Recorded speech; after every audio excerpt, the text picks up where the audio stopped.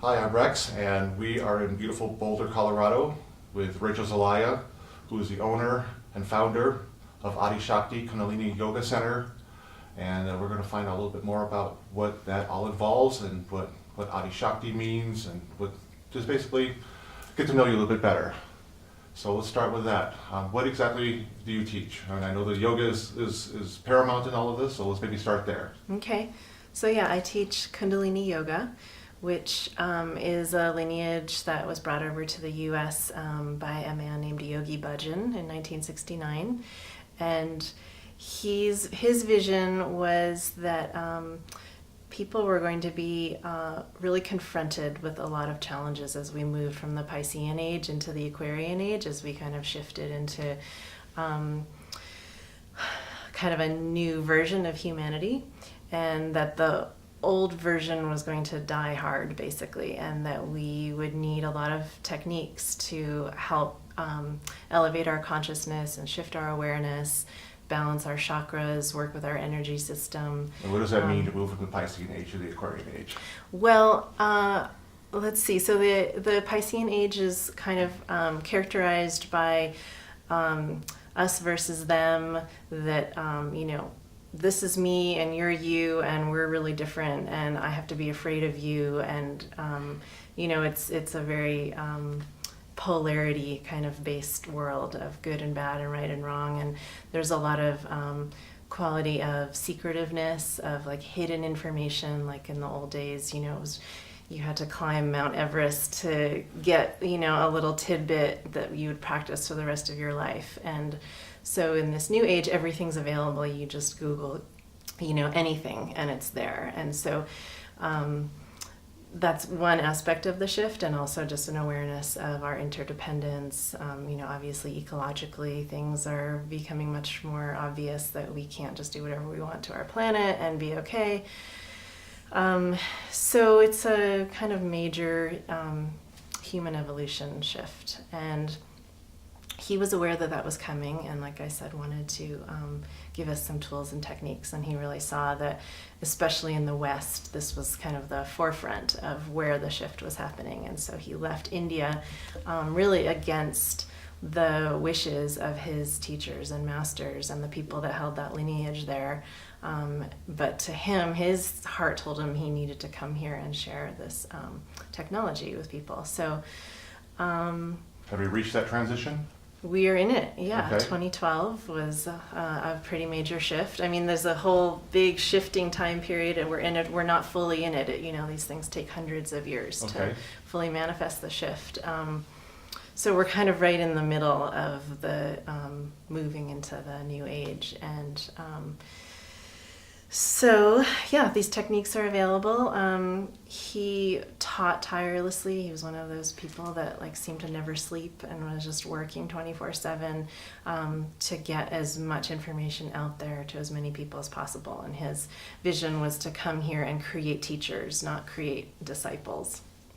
So he started teacher training programs and really sent people out to all corners of the planet to share the technology of the yoga and the meditation. And where did you learn? So I learned here in Boulder.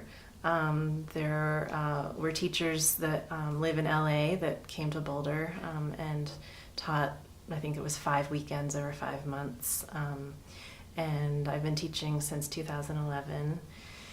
And it just radically changed my life from my very first class that I went to in 2009. And then when I became a teacher, everything shifted for me as well.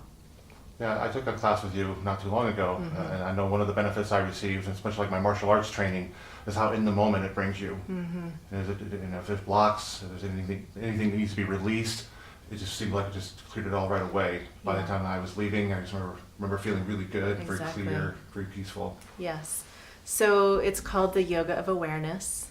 And so just that aspect you mentioned of really being present and aware of more aspects of yourself than we normally are. Normally aware of the mind spewing out its thousands of thoughts per minute, or we're aware of the body if we have pain or pleasure, heat or cold, but we're not so aware of, our more spiritual aspects, our energetic aspects, our, how our chakras are or are not in balance.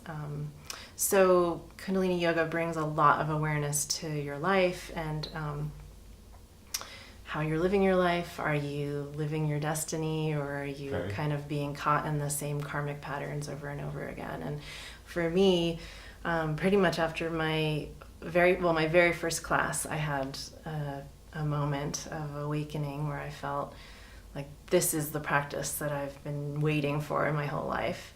And I started doing a little bit every day. I would wake up in the morning a little bit early and do a couple of the practices. And within 2 weeks, I had kind of this aha moment. I was outside hanging up laundry on the clothesline, and I had this inspiration that my life could be really different than the way that it was. And it was like I was in a box that didn't have any windows or doors, and suddenly like windows and doors were there, and I could see the blue sky, and I was aware of other possibilities for my life. What were you doing before you got into this? I actually taught Latin. I was a school teacher, so I have a master's in classics, and taught Greek and Latin and kind of the ancient world. And I've always had an interest in the ancient world. For me, teaching the Greek and Latin was really all about the intellect, and yoga is just about the whole person. So the intellect is involved. There's so much to learn and understand with the mind, but it's an experience more than, me telling people how to conjugate verbs or whatever. I can see how they kind of complement each other, so they go together as you have gotten on the higher path. Now, the Kundalini, what exactly does that mean? Is that ties into the chakras? So Kundalini is a Sanskrit word that has lots of different people have different understandings of what it is. But my understanding of it is it's our basic life force energy that can either lie dormant in us or can be gently and carefully awakened. So everybody has it. It's not like it's a special thing that only some people have. It's why we're alive. So is this like pertaining to spirit or chi or something along those lines? Yeah. So source energy. Right. Life energy. Yeah, life source energy. It's said to. This is how the chakra system gets involved. It's largely stored in our navel and or at the root, the pelvic floor.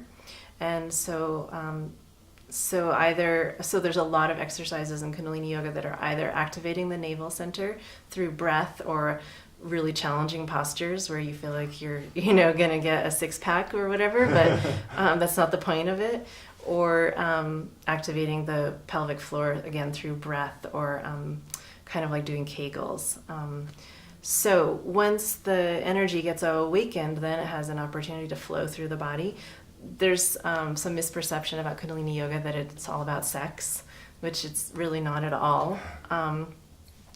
But I guess because there is some focus on the pelvic floor, people just associate that with it. But the point is that you wake up the energy that's stored so that it can flow through all the chakras, so especially coming up into the heart center. There's a lovely manual that's part of our, that gives several beautiful meditations and yoga sets, and we might do one out of the manual. It's called Transitions to a Heart-Centered World. And so when we can let our energy come up from the lower center, so first chakra about survival and basic, am I safe here? Second chakra about sex and reproduction, and third chakra is about willpower and kind of identity and like getting what I want. And all of those things, we need all of that. But when we can let the energy flow through those chakras and come up to the heart, where we're more connected to other people and ourselves, and compassion, and recognizing the other person and yourself, and vice versa, and then come up into the throat where you can really express yourself and manifest your ideas. And the third eye, connecting to your intuition. What's my truth? What's true? What is my soul saying to me? And then the crown, which is your connection to the divine. So when the Kundalini is flowing through all of those chakras, then you're in a good space, and you're usually doing what it is that you feel like you're meant to be doing. You're not causing harm to others.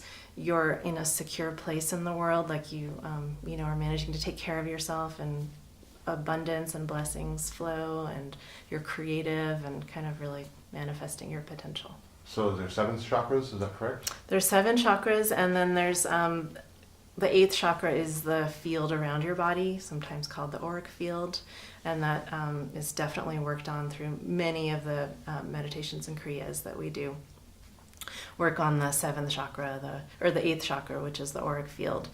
And so a bit about the 8th chakra is it kind of encompasses all the other 7, and it really helps to seal in your own energy so it's not kind of leaking or getting involved with other people's in a way that's not healthy. So you have a sense of boundary of kind of self and other in a healthy way.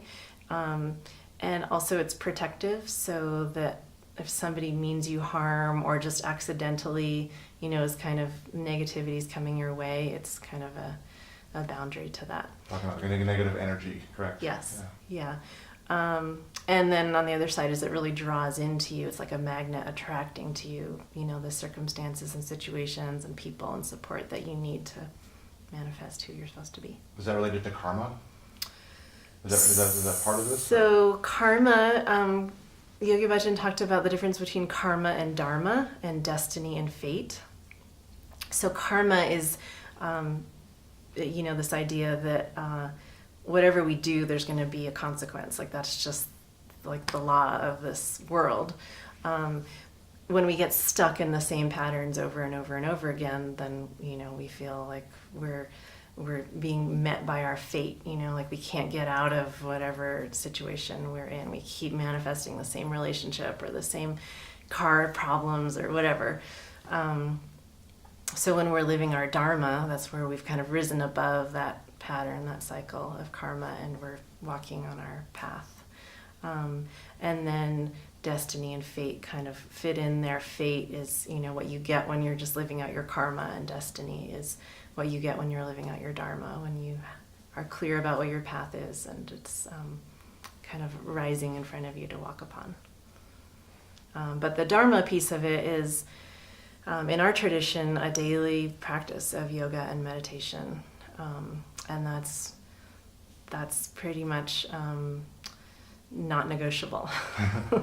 Like it's a daily practice. It's not something you can just do once or even just once a week, because we're constantly working on our energy. We're always in contact with the energies around us, and so if we don't kind of do our work, that's just going to come right in and might not be so helpful for us. It's not like you don't just eat once a week and call it good. It's like it's a daily replenishment, and that gets into the concept of prana, which I think is more closely connected to chi. So prana comes in through our breath. So a lot of Kundalini yoga has to do with breathing exercises, and also prana comes in through pure water and healthy, uplifted food. And that's where the practice of the yoga comes in. So yeah, yoga is, we have a body, we've been given a body for a reason, and it needs exercise, and it needs to work and move energy through it. I was a Buddhist meditator for many years before I found this practice, and I'm sure it prepared me in some ways for this, because there's a lot of kind of mind over matter that goes on in this tradition. There's a lot of arm work, so you might be holding your arms out to the side for 22 minutes or something like that, which doesn't sound hard, but try it and you'll realize it's really hard. So having some kind of basic ability to work with your mind and not believe everything you think and is a helpful tool. But on the other hand, it's not all about just up here. And sometimes, we get ourselves backed into a corner by trying to outthink ourselves or convince ourselves of something, or, if I just set my intention, it's going to happen. Well, maybe if everything else is in alignment, but if your energy lines in your body are blocked, it's probably not going to happen. So, if we can just back up for just a moment, could you please explain what chakra means? Okay, so chakra, it's a word that means wheel, literally, and it's kind of an energy vortex. So it's on an energetic level, but it's also connected to the physical body usually through glands or nerve plexuses. So, for instance, the heart chakra, there's an organ there, the heart. It's also connected to the thymus gland, which is just above the heart, which has a lot to do with the immune system. And then, of course, we all know what it's like to feel a broken heart. That's not literal, that's more energetic or emotional. And so each chakra, is tied to specific emotions, organs or glands, and then has an energetic component too. Okay.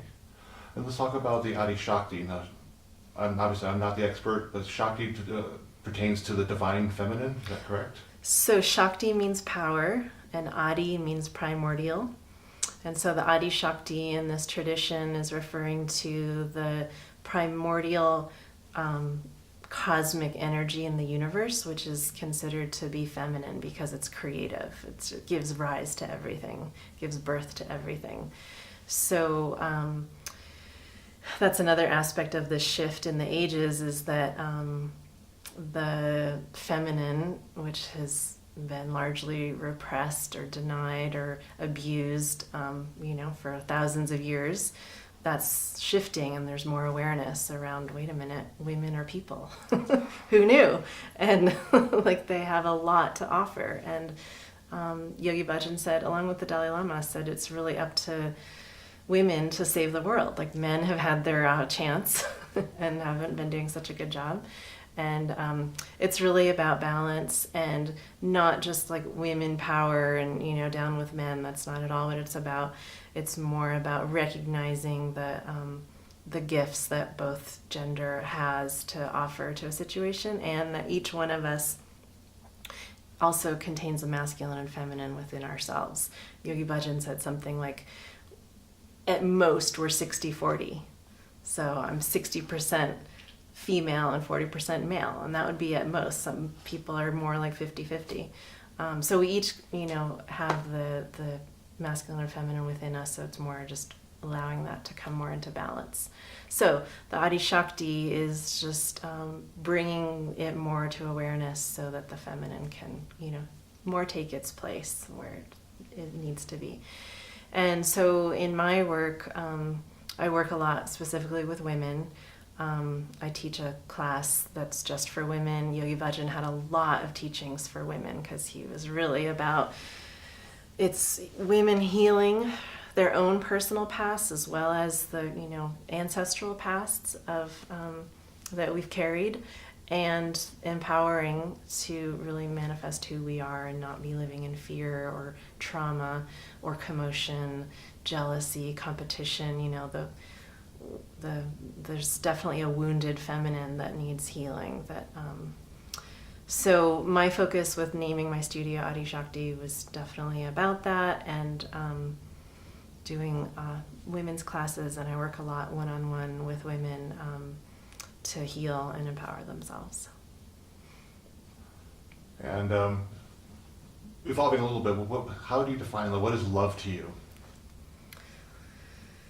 Okay, for some reason that seems like a hard question.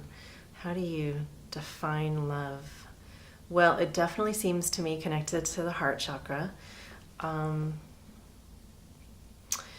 I've experienced love in different ways. It sometimes feels like lava, like volcanic lava that's spreading out and is actually kind of destructive, like that kind of passionate, fiery love that doesn't usually last that long, and is usually more about oneself, getting one's own needs met versus being available for another person. Another aspect of love that I've explored is this quality that you don't have to have a receiver to love. You can just love everything, and it doesn't have to be a person there receiving it, or even if the person is there and they're actively not receiving it, you can still actually send love. So Yogi Bhajan talked about there's several different kinds of love, and the kind of highest form is a love that comes just completely from service, of wanting to be of service to the universe. And it's neutral too. It's not like, well, I'm going to love you but not you. And so it has a lot to do with kind of just open-hearted acceptance of what is as it is and letting energy flow through the heart. It sounds like kind of that divine love. Yeah, divine love, infinite love. I think the term is agape, is it? Yeah, Prem, P-R-E-M is another version of that. I think, it's definitely an experience and it's hard to put into words. Oh, that's awesome. I appreciate that answer. Mm-hmm. A lot of the show is about how we can take steps towards world peace.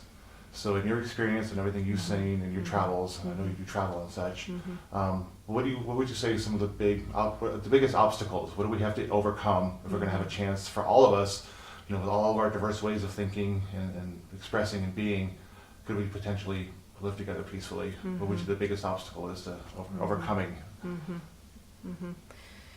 Well, a couple things come to mind. One is ego. So this basic idea that, it's a zero-sum game. I'm going to get my needs met. If that means you don't get your needs met, that's okay. The whole self versus other. And, the story that came to mind when you asked that question had to do with me going to Liberia, West Africa, and teaching Kundalini Yoga as well as Greek and Latin word roots to young people who had been refugees from a civil war there. And if I had never gone, I would have had my concept of what it means to be in a war-torn African country would have been, what it looks like on TV. But the fact that I went there and met actual human beings and developed relationships with them and saw that they were incredibly complex and beautiful and challenged and complicated, and that we could talk about the chakras and I could teach them yoga, and we talked about energy, and they loved it. They were so amazed that we could talk about these things, and so I still to this day, that was in 2011, I went there, and I still have relationships and friendships with people. So, putting down fear and being willing to engage one-on-one, I think is such a powerful way for the ego to kind of let go of its grip a little bit and see human beings as human beings. And then, if you connect to somebody on a heart level, it's really hard to see them suffer. Large masses of, Africans or Muslims or whatever, there doesn't seem to be much a connection. And so, if they're suffering, there must be some reason, it's not my problem. But a human being that I know, it's really hard to witness that suffering and not try to do something about it. So in the experience of those travels, so would you say that the majority of the people really were seeking a peaceful life? And it oftentimes seems to be the case. It's just a small few people that make it really difficult for the population. Yeah, right. People that, seem to be power hungry, greedy, selfish, they want all the good stuff for themselves. They don't care about anybody else. It seems to be definitely a big problem. Even in a place like Africa, would you say that those people are, even though if they've got the money, they've got the guns, things like that, they're actually the minority. Most of the people seem to be in a peaceful space. Absolutely. Just have a life where they can be educated, have medicine, housing, raise their families. Yeah, just like everybody else. Like everybody else. Yeah, definitely. Most people, just want to be happy and don't, and actually really look down on, the people in power who seem to be greedy and selfish. So in Liberia, where I was teaching, there was a woman president, and when she was elected, there was so much hope that she was going to actually create so much change for the country, and education would be there and poverty would be eradicated. And 4, 5, 6 years in, when not much had happened, people were like, wait a minute, you were our hope, and here you're just playing the same game as everybody else. And so there was a lot of disappointment, and she actually was re-elected while I was there, but there were protests in the capital city, and people were really disheartened by what had been a really hopeful option. And she was caught up in the same system that was perpetuating, division and war, and then Ebola came to the country, and it's just, there's been a lot of suffering there.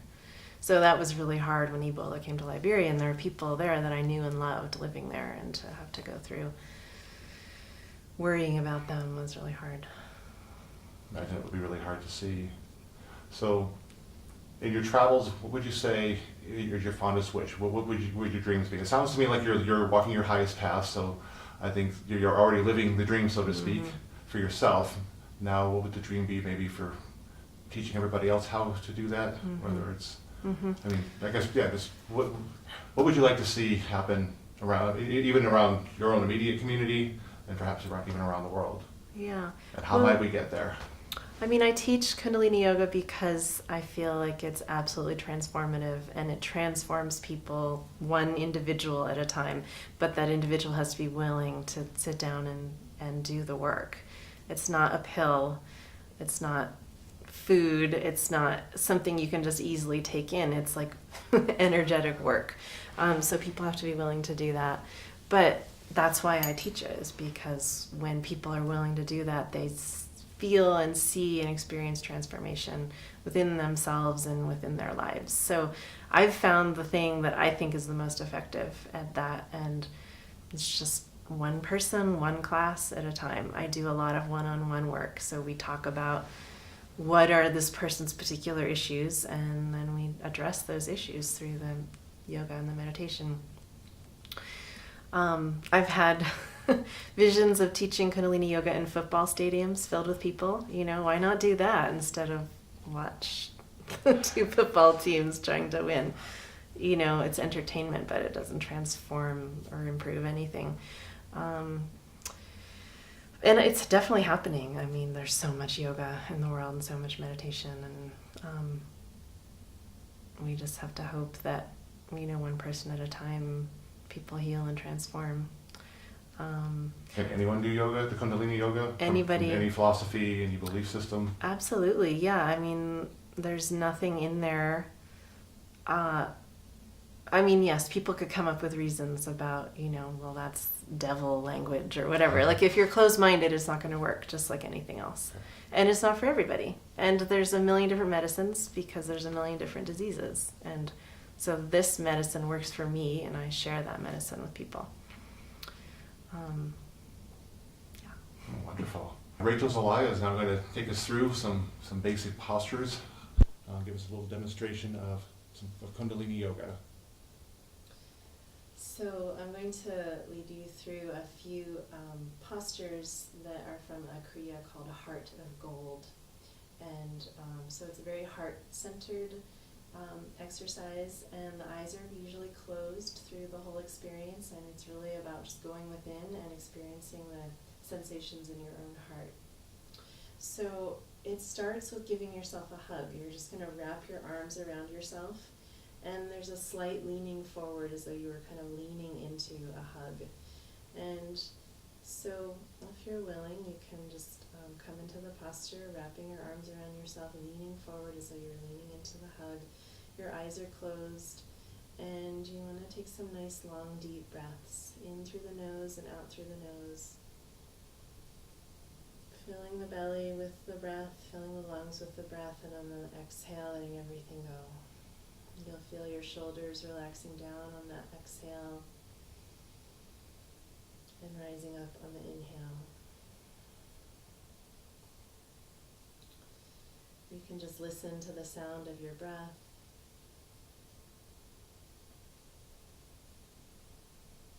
And just experience this quality of hugging yourself, of hugging your own heart.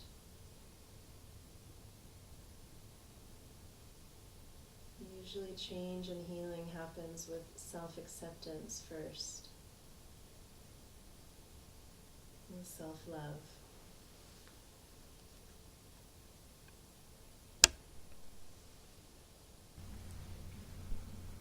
And then on an inhale, you can come back up to sitting straight and bring the arms out in front with the palms facing each other.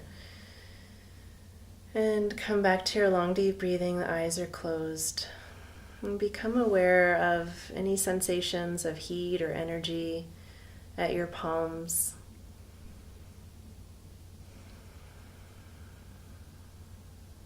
These exercises can be very subtle, so it's important to practice letting the mind become still and present and aware, just to be available for your sensations. Sometimes you even just pretend that you feel something, and then that helps to actually shift your awareness. So you could just pretend that you feel something between your palms. Maybe it's heat, maybe it's energy or light.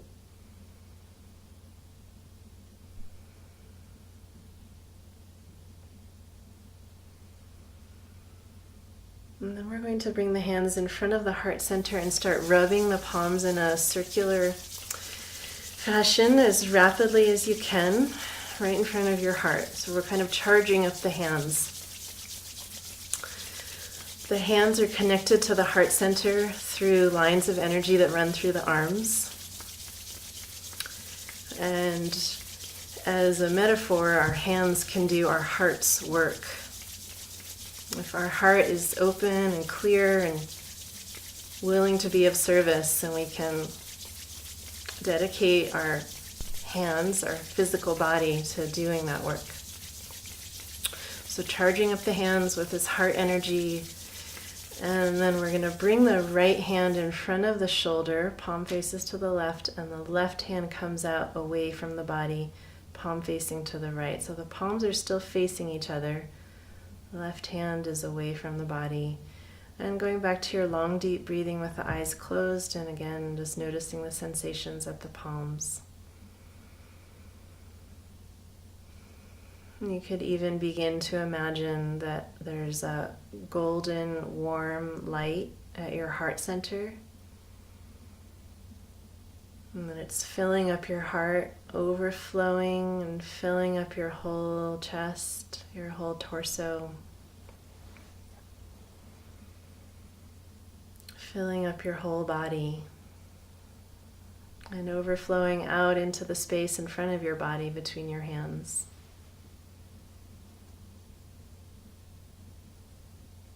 Allowing your heart energy to heal and grow and shift.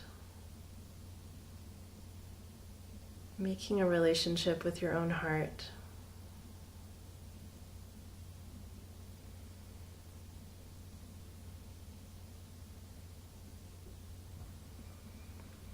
And then we're going to bring the arms up. The palms are flat, so as though the palms were holding up the sky. The elbows are straight, the shoulders are relaxed, eyes are closed, long deep breathing, filling the belly, filling the lungs, emptying the lungs, pressing the belly back gently. And as you continue the long deep breathing, you could imagine energy from above, from the sky, from the heavens, from the cosmos, raining down into your palms. And from your palms, that energy is flowing down your arms and pooling at your heart center. And just let your heart continue to fill and be healed and strengthened by that energy coming in your palms, flowing down your arms.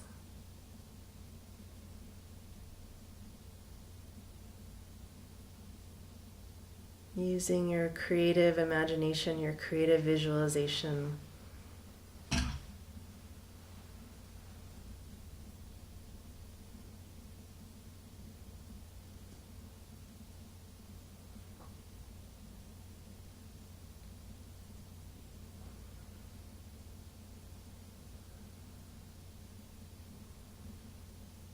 And then we're going to bring the hands and all the energy in the hands back in front of the heart. And one last time, nice powerful circles, charging up the hands.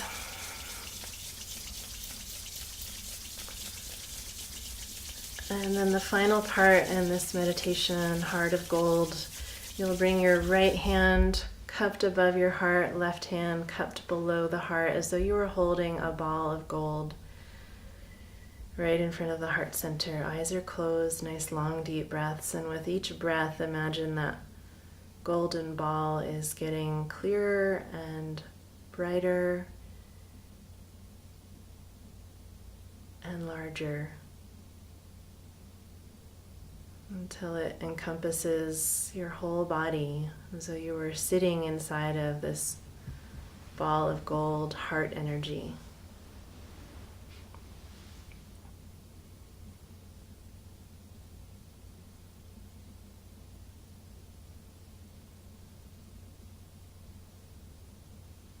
And if you could imagine that while you were doing this, other people also were doing this, creating this energy at their heart, being vulnerable, being open, and just feel your connection to them through your heart, through their heart.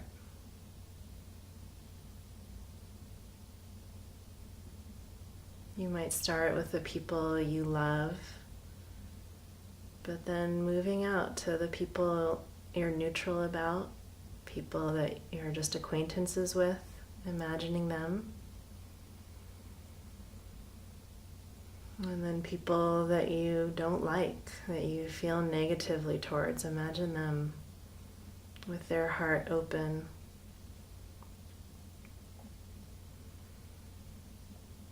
And imagining all the people on this planet at this moment.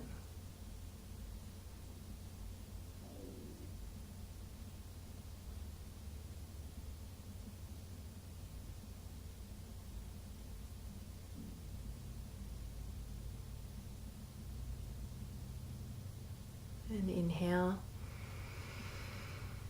And exhale, let the hands come down into the lap and just take a few moments to be in stillness.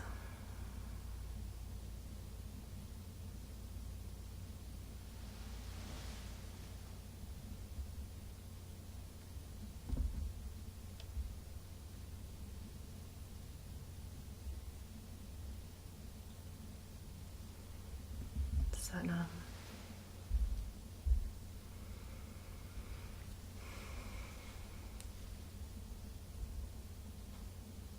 That's wonderful. Thank you so much, Rachel. You're Really appreciate you welcome, taking Rex. some time today, and it's really been an honor to talk with you and share some of your magic. Appreciate that. Thank you. Thank you.